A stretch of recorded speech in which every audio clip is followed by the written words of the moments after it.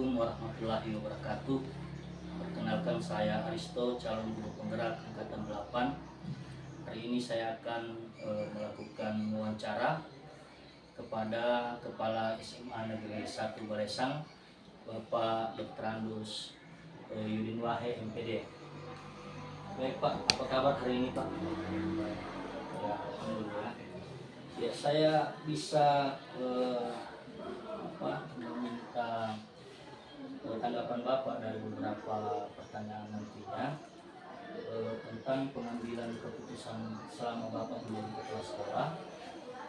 Kemudian keputusan itu berdasarkan nilai-nilai kebajikan yang Bapak sudah alami. Baik Bapak, pertanyaan pertama saya, selama ini bagaimana Bapak dapat mengidentifikasi kasus-kasus yang merupakan dilema etika atau rujukan moral? Baik. Dalam proses mengambil keputusan dalam aktivitas kita sehari-hari di dalam memimpin suatu institusi seperti sekolah, memang kita dihadapkan pada berbagai hal-hal yang merupakan suatu etika atau moral yang harus memang kita bisa mengidentifikasi. Nah, untuk mengidentifikasi dilema etika, apakah masalah itu adalah dilema etika ataukah rujukan moral, maka tentu untuk mengidentifikasinya adalah tentu kita harus pahami dulu bahwa apa perbedaan kedua itu. Dilema etika itu apa, kemudian rujukan moral itu apa. Karena dua hal ini berbeda. Jadi dilema etika itu kita diharapkan pada situasi kita memilih antara dua, sesuatu itu yang dua harus memilih, tapi keduanya itu sama-sama mempunyai nilai kebenaran dan harus kita mengambil suatu keputusan. Nah, sementara kalau rujukan moral, ya sudah jelas bahwa di antara dua pilihan itu ya ada yang benar, ada yang salah. Iya. Ya, saya kira itu landasan kita mengidentifikasi. Kalau itu kita pahami bahwa kita bisa mengidentifikasi. Baik Pak. Selama ini bagaimana Bapak menjalankan pengambilan keputusan di sekolah, terutama untuk kasus-kasus di mana ada dua kepentingan yang sama-sama benar atau sama-sama mengandung nilai kebajikan?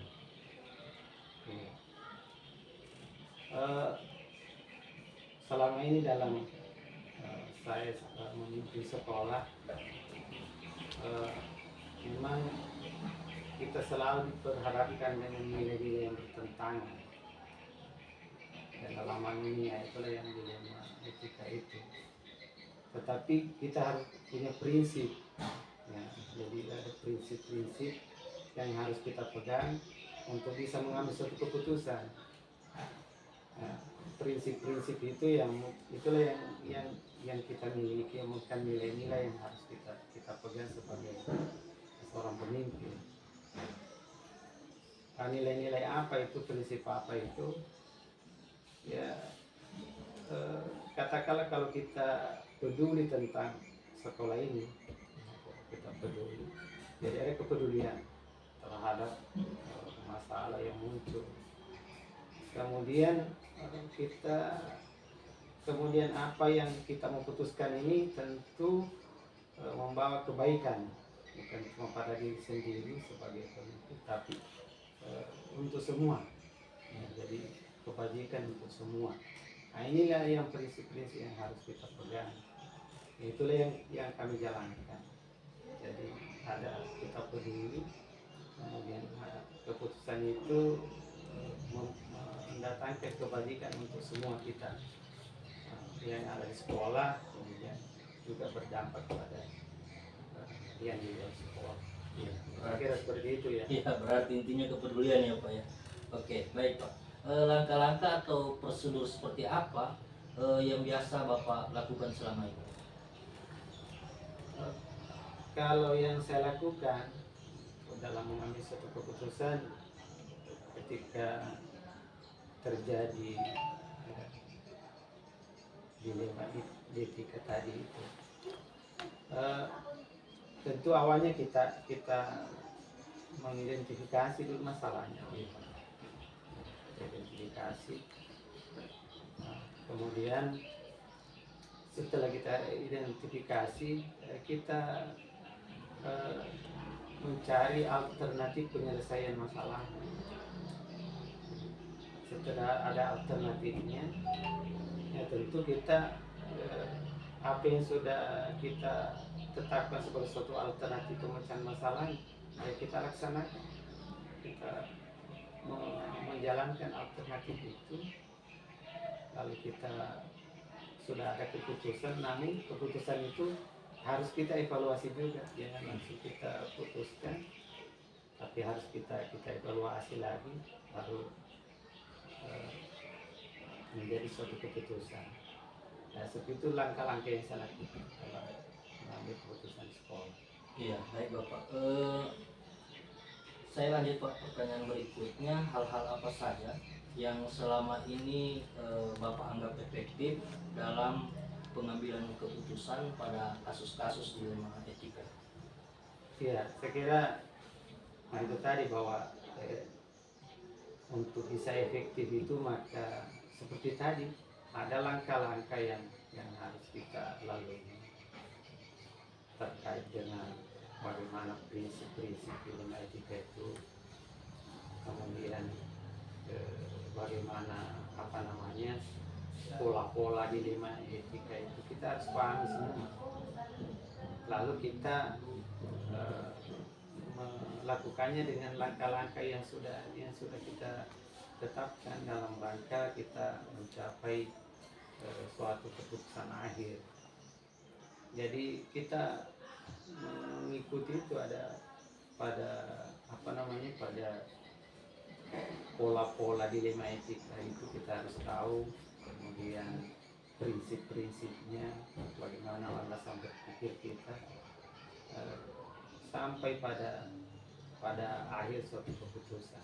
Jadi tetap ada langkah-langkah tadi bahwa harus kita mempermainkan langkah-langkah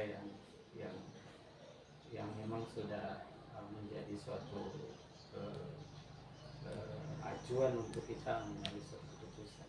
Iya, oke, baik Pak. Hal-hal apa saja yang selama ini ya, yang merupakan tantangan dalam pengambilan keputusan pada kasus-kasus dilema etika? Ya, kalau tantangan memang banyak tantangan. Kenapa banyak tantangan? Karena itu tadi bahwa ada nilai-nilai kebajikan itu di katakanlah di sekolah kita ini yang saling bertentangan. Jadi nilai kebajikan itu misalnya nilai kasih sayang, persatuan, keadilan, kerjasama. Nah itu kadang itu yang bertentangan. Itu yang merupakan hambatan,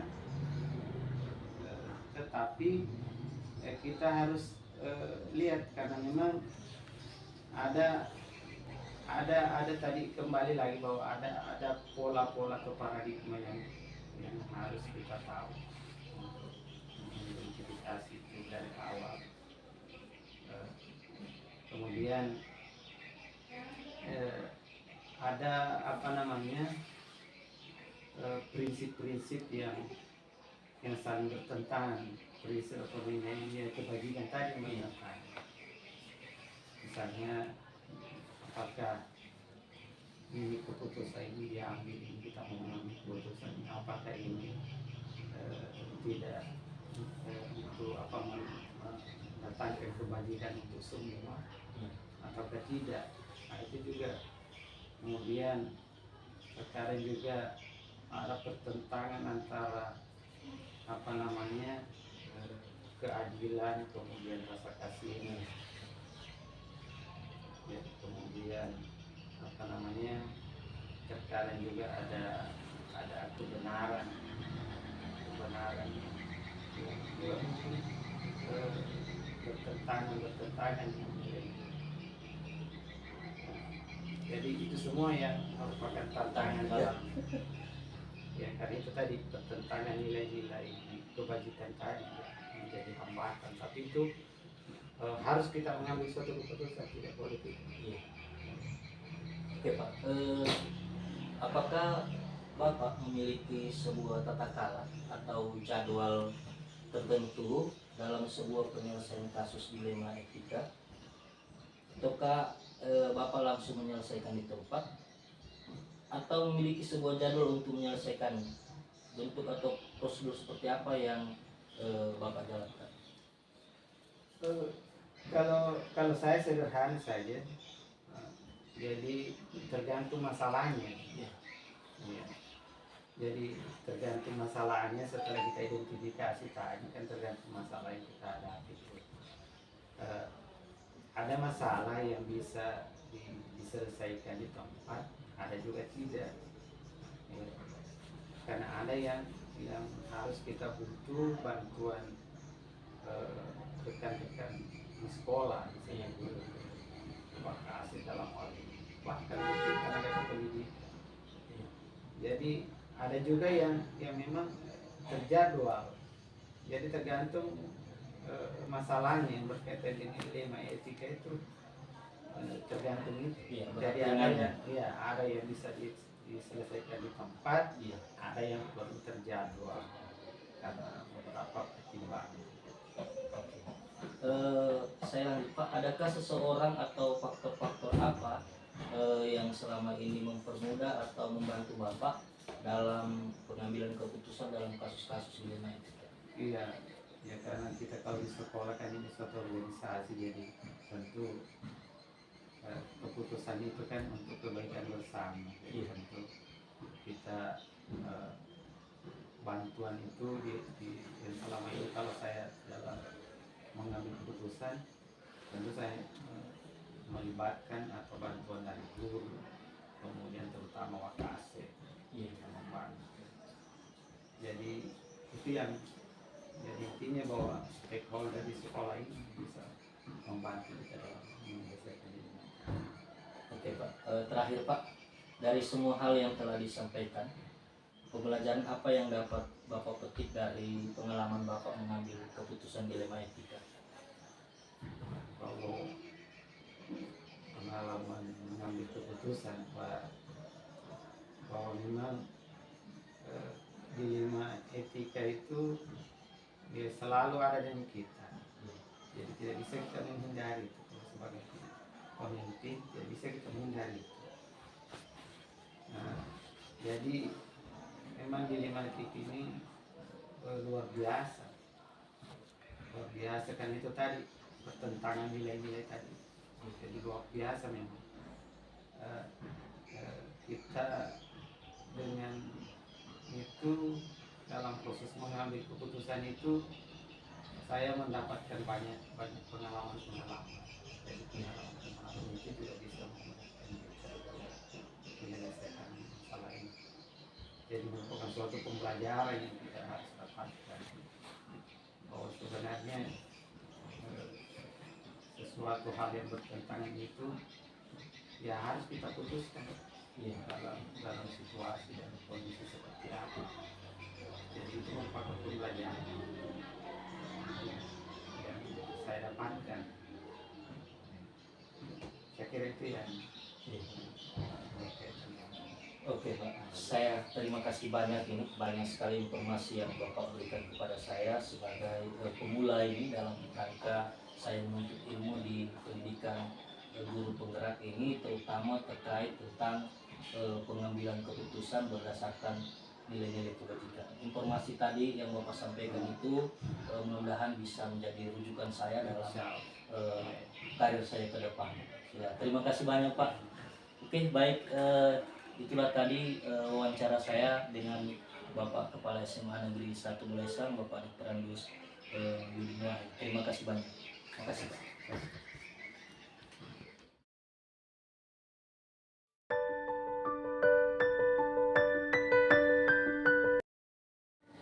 Ya, baik, hari ini saya berada di SMP Negeri 2 Balesang dalam rangka mewawancarai Kepala SMP Negeri 2 Balesang, yaitu Bapak Ahmad SPD. Ya, bagaimana kabar hari ini, Pak? Baik, sehat-sehat. Ya, alhamdulillah. Saya datang kemari, Pak, sebagai calon hidup penggerak angkatan 8 Kabupaten Donggala. Saya ingin mewawancarai Bapak terkait cara Bapak, strategi Bapak dalam mengambil keputusan berdasarkan nilai-nilai kebajikan. Ya baik Bapak, pertanyaan pertama saya, selama Bapak menjadi kepala sekolah, bagaimana Bapak dapat mengidentifikasi kasus-kasus yang merupakan dilema etika atau rujukan moral? Ya. Kalau untuk itu masalah identifikasi dan kasus yang ada, sebenarnya kasus ini sebenarnya tidak terjadi. Iya. Maksudnya kasus ini modelnya ini Iya. seperti tadi banyak benturan antara tuan guru yang ada di sini, Iya. salah satu dengan yang lain dengan masalah untuk etika. Iya. Kemudian untuk hal-hal masalah menyangkut moral, nah menyangkut moral itu berarti masalah finansial biasa terjadi. Iya. Kadang ada penjual contohnya olahraga, dan pada olahraga biasanya dia memberikan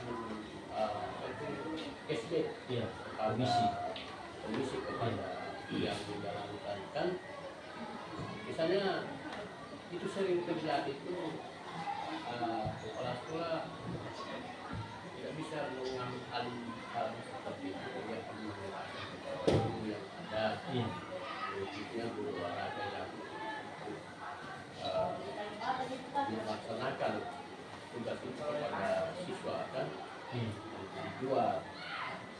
Kemudian cashbacknya tadi itu maksudnya supaya tidak menjadi beban moral, kan maksudnya bagaimana cara kita cashback tadi itu kita jadikan apa, kan bisa saja kita berikan baju olahraga seragam kan. Nah, itu menjadi sehingga tidak ada, tapi kalau memang tidak seperti itu, nah, itu menjadi beban moral juga bagi teman-teman yang lain, kan moralnya itu cuma dia satu pendapat kita tidak ada, kan seperti itu. Jadi mengidentifikasinya itu dengan terjadinya permasalahan yang ada.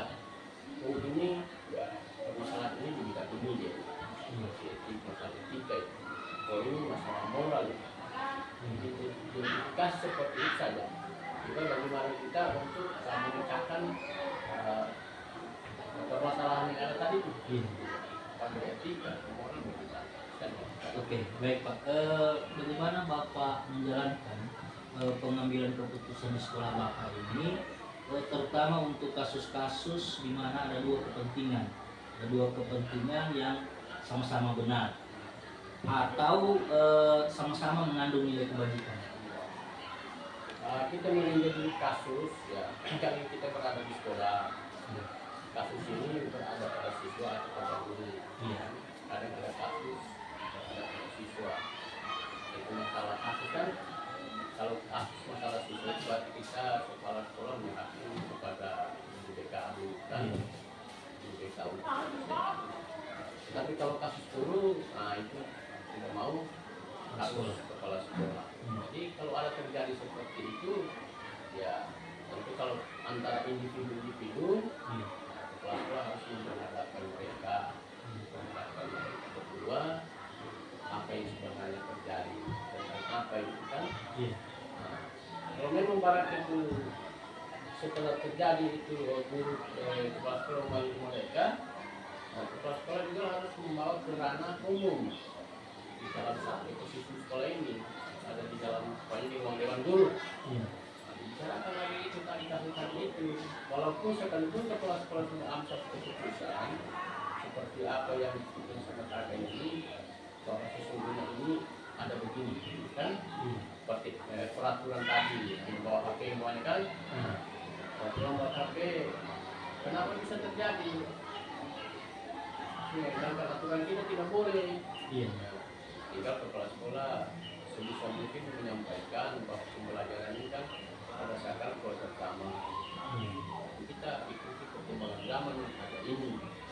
Jadi kalau kita tidak ikuti, kita ketinggalan. Iya, betul. Jadi pengecualian yang ada itu hanya sebatas pada kelas yang disuruh itu, bukan semuanya siswa membawa, tidak semuanya. Karena itu setelah selesai nanti berdua itu masih dibawa ke ranah umum. Iya. Yang bersama dengan guru supaya tidak ada terjadi lagi polemik di belajar. Dan setelah terjadi ini diselesaikan, di sana lagi apa siswa bagaimana menurut kepala sekolah begini. Ada mungkin tidak sepaham dengan kita yang masih berpikir pada zaman kolonial, mungkin itu betul itu. Tapi kalau ada yang sepaham, betul itu. Kita ini zaman sekarang ini harus Pak, bagaimana kita merubah pembelajaran kita. Nah itu seide deh, bagus itu. Iya. Nah, saya rasa seperti itu. Baik Pak, saya ingin lebih spesifik lagi Pak tentang bagaimana Bapak menentukan langkah-langkah atau prosedur dalam pengambilan keputusan di sekolah Bapak ini. Langkah-langkah prosedurnya seperti saya katakan tadi, keputusan itu kita tidak semena-mena kan? Iya. Tidak semena-mena. Kalau memang keputusan itu berada pada pihak ini, bukan aku kepala sekolah yang kenal langkah-langkahnya itu ya, ngajari dulu mata pelajarannya dulu, wali kelasnya dulu, baru masuk pada guru BK-nya. Bila BK tidak mampu, baru lari ke kepala sekolah. Itu langkah-langkah mekanismenya kan? Nah, tetapi kalau pada guru sama guru terjadi ya langkah-langkahnya itu yang pertama kita sudah dengar tadi ada yang melapor dengan kita ada begini pak kita, maka kita panggillah guru berdua tadi itu kita secara bicara secara bersama kita lakukan kepala sekolah sampaikanlah tentang permasalahan ini mau tidak mau guru ini bilang pak saya tidak senang itu pak karena pak ibu ini musuh anak-anak bawa ini bawa HP pak. Nah dia seperti itu kan. Sesungguhnya kita tidak bisa Pak, karena aturan kita tidak boleh membawa HP Pak. Tidak bisa itu. Maka guru tadi menyampaikan saya ini Pak membawa karena ada pelajaran saya membawa. Seperti itu Pak, itu aturan tidak boleh. Tahu kita, baru kita sebagai kita luruskan. Oke, Bapak benar, ini benar. Tidak ada yang salah ini. Cuma sekarang yang kita ikuti adalah zaman. Jadi sekarang kita berada di zaman. Jadi ada pengecualian daripada aturan yang ada. Jadi bahwa HP itu boleh hanya sebatas siswa yang ada di situ. Itu pun kalau belum pelajaran itu dikumpul dulu. Nanti pada pelajaran itu baru bisa nangis kepada mereka. Memang Bapak tadi itu berbicara begitu karena jangan sampai ya seterusnya anak-anak gunakan nanti pelajaran bahasa Indonesia masuk ke dalam bergeng-geng. Supaya saya tidak terima seperti itu, tapi dikumpul dulu. Kalau ini guru bahasa Inggris di sini, begitu dia dengan saya. Minta izin, Pak, saya menggunakan HP, Pak. Oh, jadi Pak bagaimana pembahasan? Kumpul dulu. Kumpul atau kan. Saya menggunakan Pak Chromebook di kelas, Pak, karena saya menggunakan akun belajar siswa. Oh silakan, silakan. Maka minggu itu ambil Chromebook yang ada di situ, sebar di sekolah. Jadi anak-anak juga tertarik di situ karena anak-anak yang malas. Woi, bahasa Inggris besok. Chromebook lagi. Datang. Jadi senang. Jadi semangat ya. Oke, baik Pak. Pertanyaan saya selanjutnya Pak, hal-hal apa saja yang selama ini Bapak anggap efektif dalam pengambilan keputusan? Kalau hal-hal yang efektif mengambil keputusan itu, saya rasa mengambil keputusan itu maksudnya jangan dipikirkan untuk sendiri, kan? Efektifnya. Jangan kita ego. Oh harus begini. Itu harus begini. Tidak bisa. Itu berarti kita egois. Tapi kita harus bagaimana supaya kita tadi menyelesaikan permasalahan tadi itu dengan rekan-rekan yang ada, melalui ekosistem sekolah ini, supaya semua bisa berpikir. kan setelah ada sudah muncul pemecahan masalah itu dengan kepala sekolah juga seharusnya menyampaikan pesannya kepada mereka, ini saya punya ide bagaimana membangun itu supaya tadi tidak ada benturan lagi, jangan sudah jadi sudah habis ini selesai terjadi lagi benturan di belakang sana. Karena setelah selesai ini ke sana bertanyalah mereka bagaimana tadi, gimana lembak ini begini betul saya benturan kan. Nah, jadi kalau membawa di ruang sana ya, sekarang kita terbuka ini permasalahannya, ini solusinya, bagaimana Bapak dari setuju dengan solusi ini? Oh Pak, sudah bagus itu Pak. Nah, saya senangkan, lega saya itu, karena tidak lagi benturan di sana. Ya lagi benturan yang ada di belakang lagi. Jadi langkah-langkah seperti itu dipanggil mereka, kemudian setelah mereka itu sudah selesai ini, kita bawa ke ranah umum. Satu posisi yang ada di sekolah itu baik, bahkan sampai pada staf tetap usaha semua diundang di situ. Kita ingin begini, sehingga mereka tidak hanya mendengar begitu saja. Kalau sekolah kita ada begini dan yang kita sampaikan begitu artinya kita puas semua. Nah, setelah itu kedepannya tadi itu bekerja seperti itu, timbang-timbang dipikir-pikir ini benar atau tidak itu, baru kita bisa evaluasi sesungguhnya ini yang seperti inilah dengan keadaan sekarang. Jadi artinya solusi yang Bapak temukan itu tetap Bapak bawa ke ranah umum untuk dibicarakan bersama. Dalam ambil keputusan. Ya, baik Pak. Selama ini ada tantangannya Pak dalam pengambilan keputusan? Kalau saya selama ini karena saya selalu membawa ke ranah umum. Saya tidak hanya berdiri sendiri. Tantangannya itu saya rasa ada tantangan karena mereka merasa semuanya nyaman, kan merasa nyaman dengan cara kita untuk membawahi mereka. Ini sebenarnya kita tidak bisa bagaimana sudah ada kesalahan mereka kita marah di depan anak-anak umpamanya akan sudah selesai kan. Jadi saya pikir cara saya seperti itu. Oke, ya baik Pak.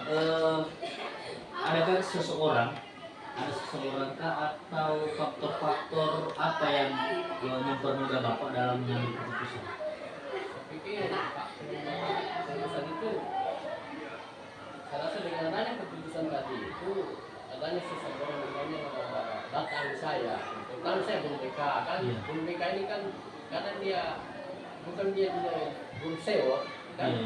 Karena dia menangani kasus siswa, kadang dia diam-diam datang lagi ke kepala sekolah menyampaikan kasus dulu.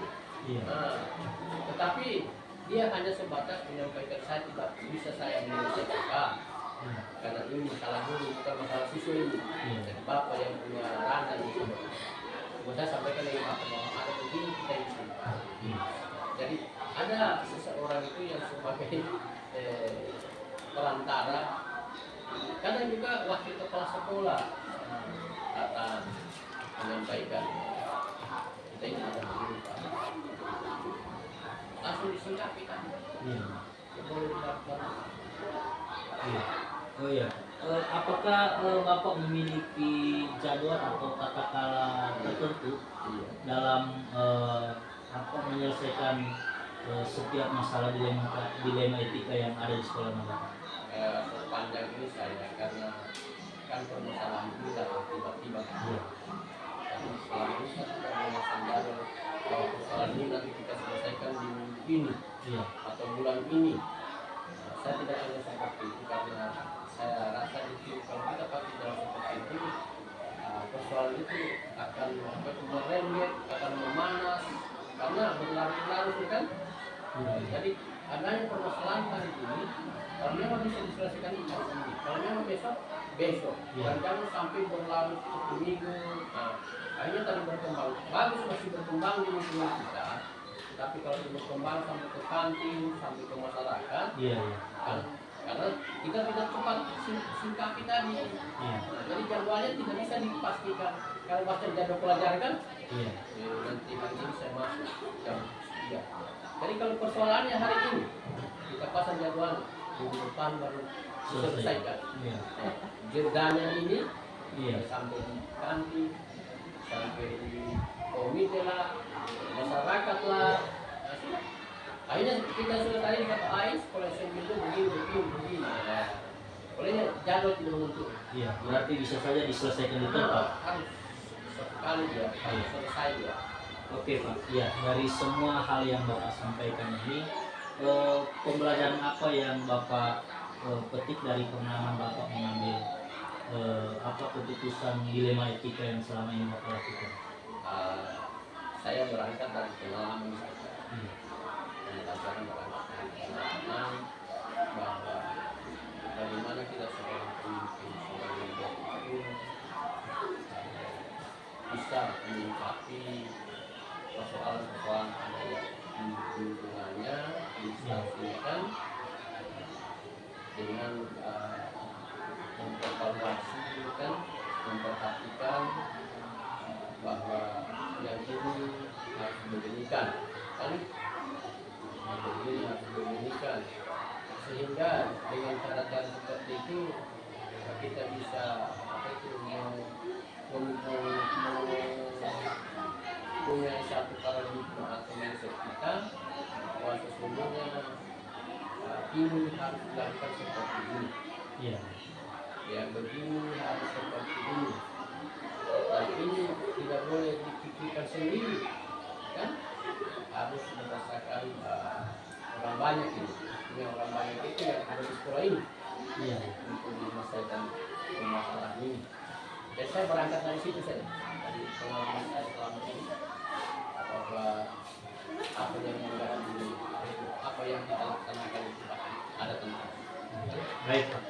Terakhir ini Pak, kita minta nasihat Pak. Saya sebagai calon guru penggerak yang arahnya nanti karirnya tentu untuk menjadi pemimpin. Tentu saya minta nasihat kepada Bapak. Kira-kira apa yang jadi wejangannya Bapak untuk kami? Kalau wejangan saya kepada Bapak, ya sekarang Bapak masih muda, ya, masih muda, masih jauh perjalanan. Kan?